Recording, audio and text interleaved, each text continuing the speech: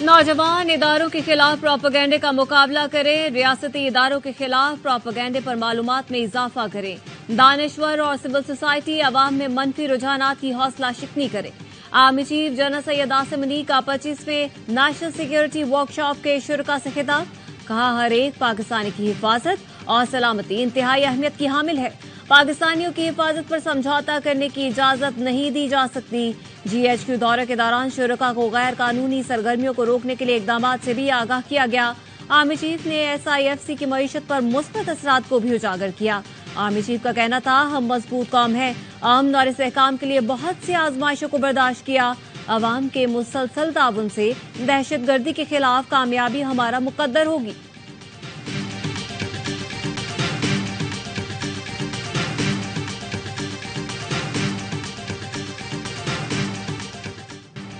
Islamabad high court ने नवाज शरीफ की सजा के खिलाफ अपीलें बहाल कर दी। चीफ जस्टिस आमिर फारूक की सरबराही में 2 रुकनी बेंच ने महफूज फैसला सुना दिया।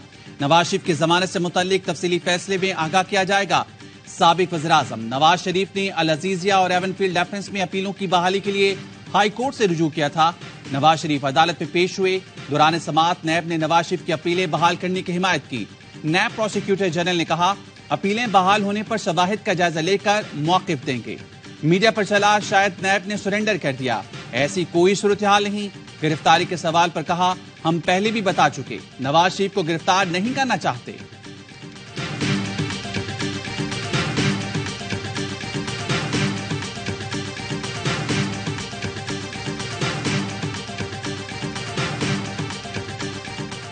नवाज शरीफ और कारकुनों को मुबारक। अपीलों की बहाली निजाम अदल पर लगने वाले धब्बे को धोने की तरफ कदम है।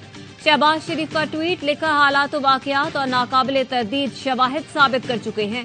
नवाज शरीफ को अल अजीजिया और एवनफील्ड मुकदमात में नाहक सजाएं दी गई। तनख्वाह क्यों न ली के तस्वुर पर ब्लैक लॉ डिक्शनरी की तशरीह सजा बना दी गई। फतह इंसाफ की होगी। तराजू के पलड़े बराबर होने से ही पाकिस्तान बहरानों से निकलेगा। चेयरमैन PTI के खिलाफ साइफर केस का ट्रायल जारी रहेगा। ट्रायल रोकने की दरख्वास्त मुस्तरद। इस्लामाबाद हाई कोर्ट ने चेयरमैन PTI की दरख्वास्त निपटा दी। साबिक वज़ीर-ए-आज़म को शफाफ ट्रायल का हक देने की हिदायत। चेयरमैन PTI को जमानत मिलेगी या नहीं, इस्लामाबाद हाई कोर्ट महफूज फैसला कल सुनाएगी। Chief justice Islamabad high court justice Aamir Farooq ने दोनों फैसले महफूज किए थे।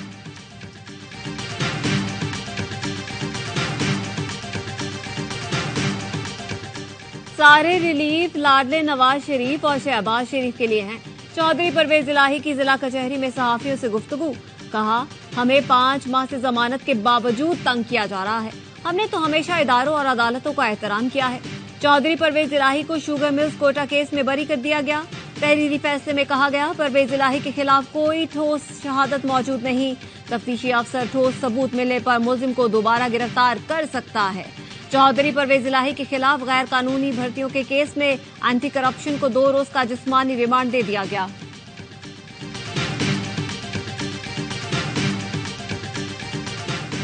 PTI रहनुमाओं की फजलुर रहमान की इमामत में नमाज की अदायगी। इस्लामाबाद में तहरीक इंसाफ के रहनुमा असद कैसर, अली मोहम्मद खान, बैरिस्टर सैफ समेत दीगर रहनुमाओं ने मौलाना फजलुर रहमान से मुलाकात की। सास के इंतकाल पर ताज़ियत का इजहार किया। मुलाकात में मुल्क की सियासी सूरत हाल पर भी तबादला ख्याल किया गया। मौलाना फजलुर रहमान ने कहा, सियासी जमातों के इंतशार से मुल्क की मसाइल का हल मुमकिन नहीं। सियासी इख्तिलाफ राय को इख्तिलाफ बनाना सियासी जमातों के लिए नुकसानदेह है। सियासी इख्तिलाफ राय में शाइस्तगी रहनी चाहिए। मोहम्मद अली दुरानी की मौलाना फजलुर रहमान से होने वाली मुलाकात भी ज़ेर बहस आई।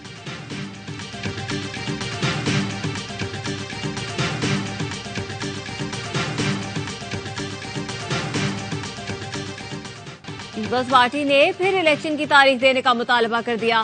मुराद अली शाह कहते हैं, मसाइल का हल सिर्फ इंतखाबात में है। ये सुनकर हैरत हुई कि निगरां हुकूमत PP से बात नहीं करना चाहती। हम इसराइल नहीं जो बात नहीं हो सकती।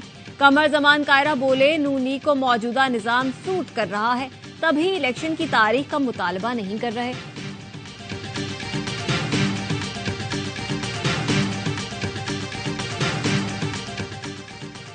इंतखाबात मुलतवी होने का कोई इम्कान नहीं। इलेक्शन कमीशन ऑफ पाकिस्तान ने इंतखाबात में ताखीर से मुतल्लिक क़यास आराइयों की तरदीद कर दी।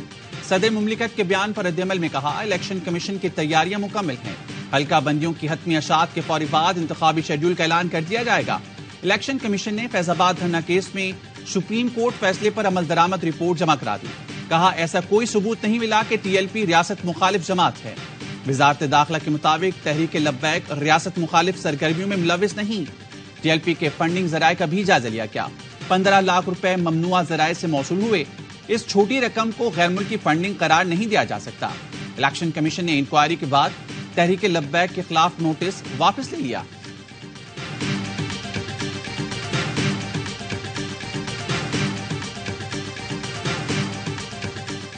हम खूबसूरत जिंदगी जीना चाहते हैं, हमारे सरों पर रॉकेट न बरसाएं। मासूम फलस्तीनी बच्ची की फरियाद ने दिल दहला दिए। खान यूनिस के पनागुज़ीन कैंप पर बमबारी, बच्चों समेत दर्जनों फलस्तीनी शहीद। 24 घंटे के दौरान वहशियाना बमबारी में मजीद 800 फलस्तीनी शहीद। 20 दिनों में शहदा की तादाद 7,000 से तजावुज कर गई। 19,000 से ज्यादा फलस्तीनी जख्मी। 3,000 के करीब बच्चे इसराइली दरिंदगी का निशाना बन चुके। 900 बच्चों समेत 1,600 अफराद ताहाल लापता। इसराइली फौज गजा की हुदूद में टैंक और बुलडोजर लेकर घुस गई। रात भर टैंकों से दर्जनों इमारतों को निशाना बनाया गया। जनूबी गजा में इसराइली बमबारी, अल जजीरा के ब्यूरो चीफ का पूरा खानदान शहीद। वाइल दोदा की बीबी और 3 बच्चे शहीद। वाइल को इसराइल की जानिब से वार्निंग भी मिल चुकी थी। खबरें देते देते वाइल को खबर मिली कि खुद उसका अपना खानदान खबर बन गया। वाइल के दोनों बच्चों की 1 हफ्ता पहले की वीडियो भी सामने आ गई, जिसमें वो दुनिया से मदद की अपील कर रहे थे। वाइल ने अपनी बीवी बच्चों की नमाज जनाजा खुद पढ़ाई। गजा में अब तक 24 सहाफी अपनी जान से जा चुके हैं, जिनमें से 8 अपने खानदानों समेत शहीद हुए।